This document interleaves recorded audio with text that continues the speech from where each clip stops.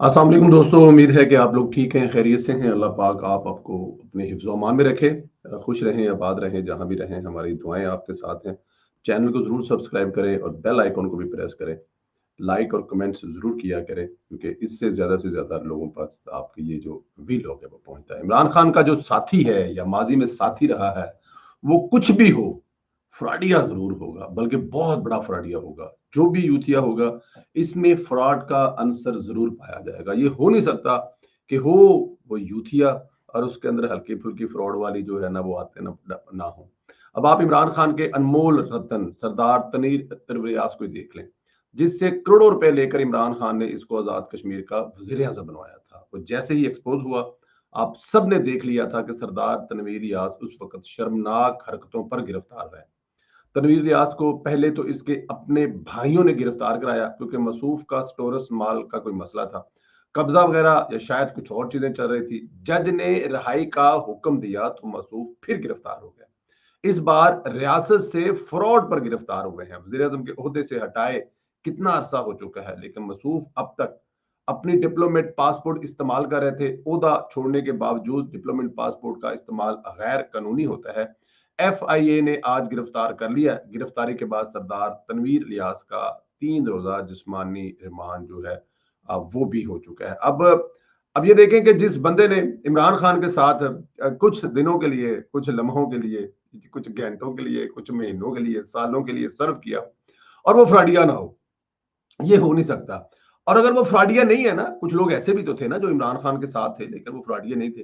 वो बहुत पहले इमरान खान साहब को छोड़ चुके थे, क्योंकि उनको अंदाजा था कि ये हम लोग जिस तरफ जा रहे हैं, यहाँ पे इमरान खान साहब जो है ना, वो जैसे खुद हैं वैसे वो हमें भी कर देंगे अगर वो ऐसे नहीं है।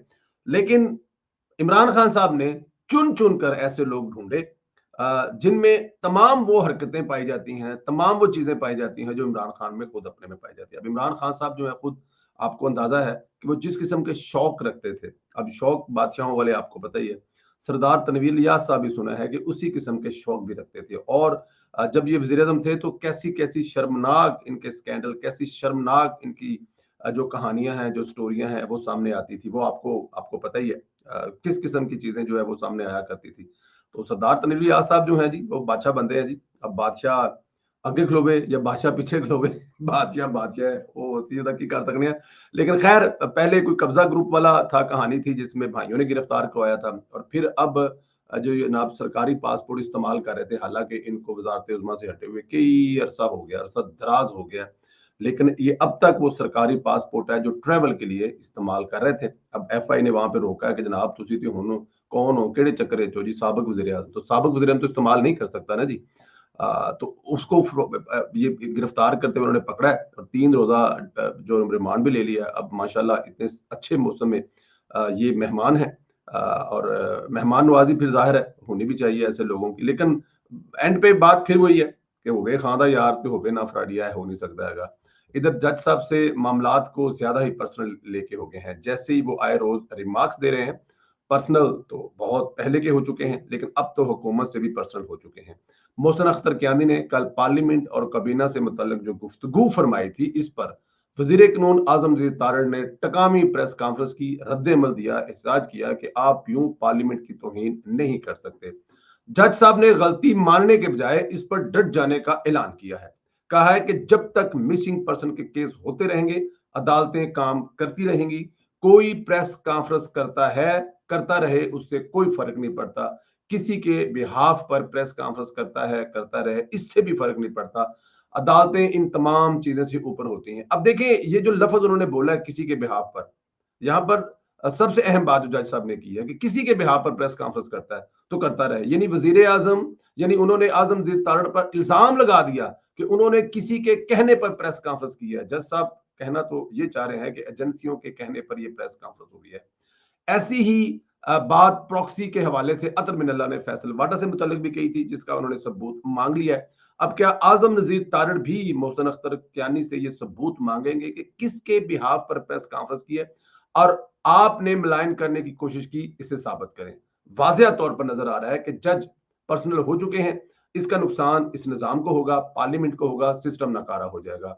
जिस मुदाखलत याद कारो बार बार जिक्र किया जा रहा है, क्या सिर्फ अदलिया में ही होती है? क्या इज्जतो तकरीम जो है वो सिर्फ इन्हीं की है जो मुदाखलत हमारे जज साहबान पार्लियामेंट इंतजामिया के अमूर में करते हैं, जो मुदाखलत हुकूमती अमूर को ठेस पहुंचाकर की जाती है, हत्ता के अवामी मफादात के मंसूबों को रोक दिया जाता है, भूडी दलीलों के साथ मंसूबों को जज साहबान रोक देते हैं, क्या इसे हम मुदाखलत नहीं कहेंगे? एक सियासी जमात अपना केस किसी अदालत में फाइल करने से पहले सोशल मीडिया पर ववेला करती है, इश्तिहार बाजी कर देती है, फिर जब केस अदालत में लगता है तो जज साहब को पता होता है कि ये केस सोशल मीडिया और मेन स्ट्रीम मीडिया पर डिस्कस हो रहा है, तो इसे तरजीही बुनियादों पर सुना जाता है। फिर दबाव का आंसर भी होता है। यही सियासी ठग सरकारी अफसरान की तस्वीर सोशल मीडिया पर पोस्ट करके डराते धमकाते हैं, एसएचओ को हरासा करते हैं। इनका तहफ़्फ़ुज़ किसने करना है? अपने ज़ाती मफादात या खुद पर उठने वाले सवालात को दबाने का नाम। अच्छा, अब देखिए ना जी, बहुत सारी चीज़ें हैं कि इसमें कुछ ना कुछ तो जज साहब को फिर दसना पड़ेगा ना, कि जज साहब को अब फैसल वाडा साहब जो हैं, वो तो कह रहे हैं जी मैं तो मतलब नहीं छड़ांगा दूजे वाले नूं, जिहड़ा मतलब कि वो पुराना जो जज है, जो वो फिर एक उनका दोस्त पुराना है, एहतजाज हसन फिर कह रहा है जी कि जज्जां नूं चाहिदा कि बस निकल आओ अपने हक च सड़कां दे। वो पुराने वाला लज्जत नहीं भूल रही ना, उस वक़्त वाली जो है। लेकिन मेरे ख्याल में अब बात उससे आगे निकल जाएगी। ऐसा नहीं होगा कि आप लोग अदलिया की आज़ादी के नाम पर, जज्जों की आज़ादी के नाम पर कुछ किस्म का ड्रामेबाज़ी करें। बहरहाल पहले तो वो भुगते ना, जो फैसल वाडा साहब कह रहे हैं कि जी आपने ये इल्ज़ाम लगाया है मुझ पर, तो इसको साबित करें या सबूत दें। अदालतें तो चलती सबूतों पे। अब अगर मोहसिन अख्तर कियानी साहब ने ये इल्ज़ाम लगा दिया है आज़म नज़ीर तारड़ पर कि आप किसी के बिहाफ पर या किसी के कहने पर या किसी ने आपको कहा है, ज़ाहिर है कौन कहेगा? पार्लियामेंट तो कह नहीं सकती ना, क्योंकि पार्लियामेंट क्यों कहेगी कि आएँ और हमारे हक में बात करें? वज़ीर कानून है जनाब आप हमारे। पार्लियामेंट को तहफ़्फ़ुज़ दें सामने। पार्लियामेंट तो नहीं ना कहा होगा, किसने कहा होगा फिर? अच्छा, वज़ीर-ए-आज़म ने कहा होगा? नहीं, नहीं, वज़ीर-ए-आज़म नूं कहण दी केड़ी लोड़ है? अच्छा जी, सदर ने कह दिया होगा। कुछ 2-4 जो कैबिनेट के मिनिस्टर हैं, उन्होंने कहा होगा कि वज़ीर कानून साहब प्रेस कॉन्फ्रेंस करो, तुसीं की कर रहे हो? तुहाडे ते कुहाड़ी लैके चढ़िया आया बंदा। थोड़ा-सा मतलब कि आएँ, बताएँ लोगों को ये मतलब कि अच्छा और मुनासिब नहीं है, आएँ ज़रा सामने। मतलब नहीं कहा होगा ना, तो फिर किसने कहा होगा? हाँ जी, कियानी साहब कहते पे ने तुहानू एजेंसियां ने क्या होना है? अब क्या हमें नहीं पता कि इस वक़्त कियानी साहब की जो टसल है किनके साथ चल रही है?